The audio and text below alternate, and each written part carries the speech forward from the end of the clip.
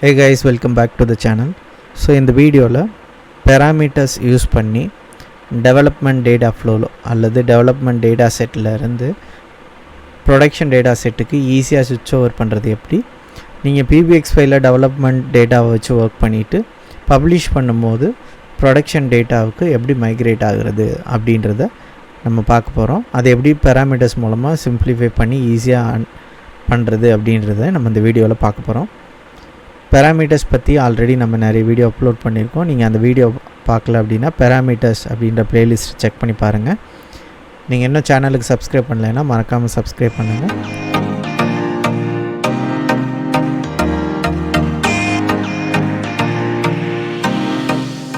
First நம்ம ஒரு data flow create பண்ணோம். ஸோ அதுக்கு சர்வீஸ் ஓப்பன் பண்ணிக்கோங்க. சர்வீஸ் ஓப்பன் பண்ணிவிட்டு நியூ டேட்டா ஃப்ளோ கிளிக் பண்ணி ஓப்பன் பண்ணிக்கோங்க. ஸோ நான் இப்போது யூஸ் பண்ண போகிறது என்டர் டேட்டா மெத்தட் தான். அதாவது நான் எக்ஸலில் ஒரு டேட்டா வச்சுருக்கேன், அதை அப்படியே காப்பி பண்ணி பேஸ்ட் பண்ண போகிறேன். பட் இந்த மெத்தட் எல்லா வகையிலையும் உங்களுக்கு யூஸ் ஆகும். நீங்கள் க்ளவுட் சோர்ஸ்லேருந்து ஒரு டேட்டா ஃப்ளோ க்ரியேட் பண்ணி அது மூலமாகவும் ஒர்க் பண்ணலாம், டிஃப்ரெண்ட் சோர்ஸ் மூலமாகவும் நீங்கள் ஒர்க் பண்ணலாம். ஸோ டிஃபைன் டேபிள்ஸ் கிளிக் பண்ணிவிட்டேன். இங்கே blank டேட்டா. இது இந்த பேராமீட்டர்ஸ் டெவலப்மெண்ட்லேருந்து ப்ரொடக்ஷன்லேருந்து டெவலப்மெண்ட் இந்த சேஞ்ச் ஓவர் எதுக்காக பண்ணணும் அப்படின்னா, யூஸ்வலாக நீங்கள் ஒரு ஹியூஜ் நம்பர் ஆஃப் டேட்டா வச்சுருக்கீங்க. ஃபார் எக்ஸாம்பிள் ஒரு 3 to 5 years டேட்டா வச்சுருக்கீங்க அப்படின்னா, நீங்கள் எல்லா டேட்டாவையும் PBX ஃபைலில் லோட் பண்ணும்போது லோடிங் டைம் ரொம்ப அதிகமாக இருக்கும். கிட்டத்தட்ட 3 hours 4 hours இருந்திருக்கு. ஸோ அந்த மாதிரி இஷ்யூஸ் அவாய்ட் பண்ணுறதுக்காக தான் இந்த மெத்தட். ஸோ நீங்கள் என்ன பண்ணலான்னா, ஒரு சேஞ்சஸ் வருது, இப்போ நீங்கள் எக்ஸிஸ்டிங் டேஷ்போர்டில் ஒரு சேஞ்ச் பண்ண போகிறீங்க அப்படின்னா, நீங்கள் அந்த பர்டிகுலர் சேஞ்ச் பண்ணுறதுக்காக ஃபுல் டேட்டாவையும் லோட் பண்ண வேண்டிய அவசியம் இல்லை. உங்களுக்கு தேவை ஒரு மாதம் டேட்டாவோ இல்லை 30 days 15 days டேட்டாவோ இருந்தால் போதும். ஸோ அந்த பர்டிகுலர் டேட்டாவை மட்டும் பர்டிகுலர் பீரியடுக்குரிய டேட்டாவை மட்டும் லோட் பண்ணி எல்லா சேஞ்சஸும் பண்ணிவிட்டு நீங்கள் ப்ரொடக்ஷனாக அப்லோட் பண்ணும்போது, அதாவது சர்வீஸில் நீங்கள் பப்ளிஷ் பண்ணும்போது நீங்கள் ப்ரொடக்ஷன் டேட்டாவுக்கு மைக்ரேட் பண்ணிக்கலாம். அதாவது ஹோல் டேட்டாவையும் நீங்கள் சேஞ்ச் பண்ணிக்கலாம். ஸோ அதுக்கு தான் இந்த பேராமீட்டர்ஸ் யூஸ் ஆகுது. அது எப்படி பண்ணுறதுன்றதை நம்ம பார்க்கலாம். இந்த மாதிரி சேஞ்ச் பண்ணும்போது உங்களுக்கு நிறைய இடங்களில் டைம் சேவிங் ஆகும். நீங்களும் ட்ரை பண்ணி பாருங்கள். யூஸ்ஃபுல்லாக இருந்தால் மறக்காமல் கமெண்ட்ஸில் சொல்லுங்கள்.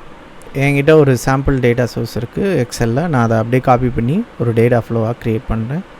ஸோ டிஃபைன் நியூ டேபிள் கொடுத்துட்டு blank டேபிள் கொடுத்துக்கோங்க. பேஸ்ட் பண்ணிடுங்க அந்த காப்பி பண்ண டேட்டாவை. Use first row as a ஹெட்டர்னு கொடுத்துக்கோங்க. தென் டேபிள் நேம், இது ஒரு சேல்ஸ் டேட்டா. ஸோ நான் சேல்ஸ்ன்னு கொடுக்குறேன். நெக்ஸ்ட் கொடுத்துருங்க. ஸோ நெக்ஸ்ட் கொடுத்தீங்கன்னா பவர் query விண்டோ வரும். அங்கே நீங்கள் ட்ரான்ஸ்ஃபர்மேஷன்ஸ் எல்லாமே நீங்கள் பண்ணிக்கலாம். ஸோ நெக்ஸ்ட்டு கொடுத்துட்டேன்.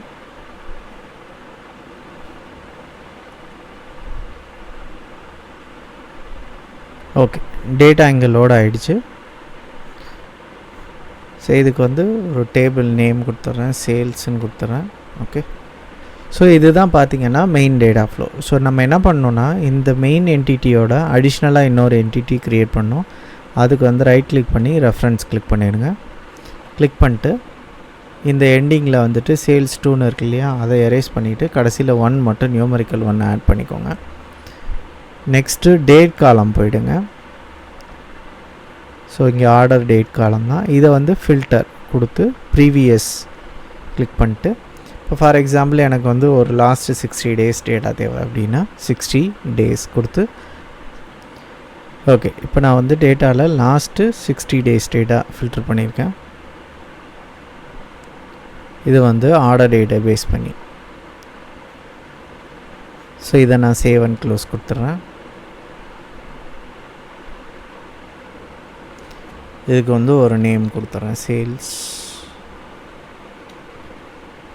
டேட்டா.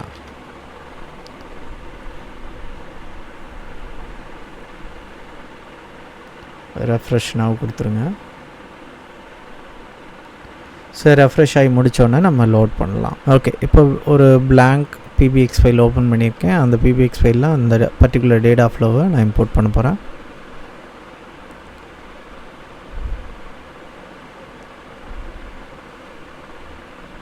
ஓகே, இதுதான் சேல்ஸை லோட் பண்ணுறேன்.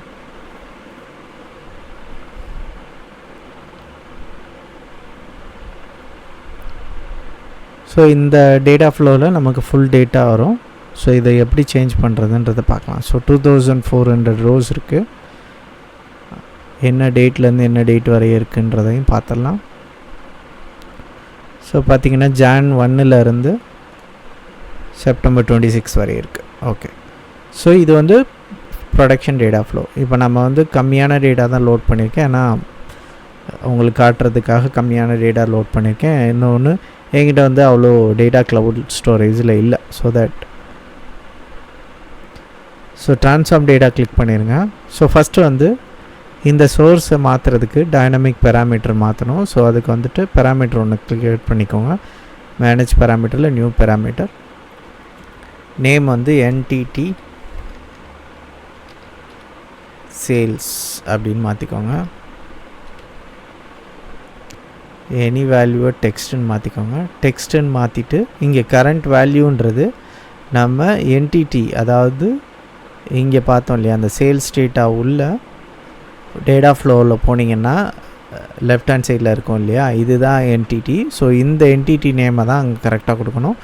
ஸோ நான் ஆக்சுவல் இது பார்த்திங்கன்னா சேல்ஸ், நான் வந்து 15 டேஸோடது சேல்ஸ் 1. ஸோ இதுக்காக தான் நான் வந்து சேல்ஸ் 1ன்னு கொடுக்க சொன்னேன். ஸோ தட் நம்ம சேஞ்ச் பண்ணுறது ரொம்ப ரொம்ப ஈஸி. ஸோ நம்ம கொடுத்து க்ரியேட் பண்ணிட்டேன். ஓகே, இப்போ நம்ம வந்து பேராமீட்டர் க்ரியேட் பண்ணிட்டோம். இந்த பேராமீட்டர் அப்ளை பண்ணணும். அப்ளை பண்ணுறதுக்கு அட்வான்ஸ் எடிட்டர் போயிடுங்க. ஸோ அட்வான்ஸ் எடிட்டரில் பார்த்தீங்கன்னா இங்கே என்டிடி நேம் = சேல்ஸ்ன்னு இருக்கு இல்லையா. ஸோ இந்த நேமை தான் நம்ம டைனமிக்காக மாற்ற போகிறோம். ஸோ அதுக்கு நம்ம பேராமீட்டர் நேமை காப்பி பண்ணணும். இங்கே பேராமீட்டர்ஸில் போயிட்டு மேனேஜ் பேராமீட்டரில் இந்த நேமை காப்பி பண்ணிக்கோங்க. NTT_sales காப்பி பண்ணிட்டு சேல்ஸுக்கு வந்துட்டு அகெயின் அட்வான்ஸ் எடிட்டர் போங்க. இதை ரிமூவ் பண்ணுங்கள். ரிமூவ் பண்ணிட்டு ஆஷ் டைப் பண்ணிவிட்டு அந்த பேராமீட்டர் நேமை என்ட்ரு பண்ணுங்கள். என்ட்ரு பண்ணிவிட்டு டன். அவ்வளோதான். ஸோ இப்போ மாறிடுச்சு டேட்டா. ஸோ மாறினதுக்கான வேல்யூ பார்த்துடலாம். பார்த்திங்கன்னா உங்களுக்கு லாஸ்ட்டு 60 டேஸ் டேட்டா மட்டும்தான் இருக்கும். ஸோ இதை லோட் பண்ணி செக் பண்ணிடலாம்.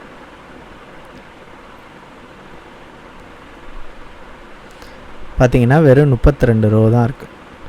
எவ்வளோ இருந்தது, 2000 சம்திங் ரோஸ் இருந்தது. பட் இப்போ வந்து வெறும் 32 ரோஸ் தான் இருக்குது.